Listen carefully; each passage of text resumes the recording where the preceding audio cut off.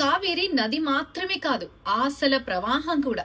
Yes, నీరు మన జగతికి జీవనాధారమని చాలా సందర్భాల్లో మనం వినే ఉంటాం, చదివే ఉంటాం.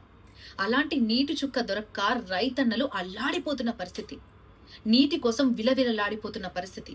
వర్షాలు రావాలని, సకాలంలో వర్షాలు పడాలని వారు మొక్కని మొక్కంటూ లేదు. ఎస్, వర్షాలు ఆలస్యం అవడంతో నదీ ప్రవాహాలన్నీ ఎండిపోయిన పరిస్థితులు కనిపిస్తున్నాయి. కానీ ఇవాళ తమిళనాడులో ఒక సంఘటన చోటు చేసుకుంది. అదేంటో తెలుసా? కావేరీ నది ప్రవహిస్తున్న సమయంలో అక్కడి రైతులు కేకలు, ఆనందోత్సాహాల మధ్య గడిపారు. ఎందుకంటే వర్షం పడి కావేరీ నది ప్రవహించడంతో అక్కడికి వచ్చినటువంటి ఆ తొలకరి వానతో వచ్చినటువంటి ఆ నదీ ప్రవాహాన్ని చూసి అక్కడి ప్రజలు ఎంతో సంతోషించిపోయారు. అంతేకాదు, హారతులిచ్చి పూజలు చేసి ఆ నీటిని తమ నుదుటిపై రాసుకొని కళ్ళకద్దుకొని ఆ తల్లి మనల్ని ఆశీర్వదించడానికి వచ్చిందంటూ రెండు చేతులు ఇలా జోడించి ఆ కావేరీ నదీ ప్రవాహానికి దండం పెట్టే దృశ్యాలైతే నిజంగా భావోద్వేగమైన క్షణాలు అనిపించింది అవి చూసినప్పుడైతే. ప్రస్తుతం సోషల్ మీడియాలో ఈ వీడియోస్ వైరల్ అవుతున్నాయి.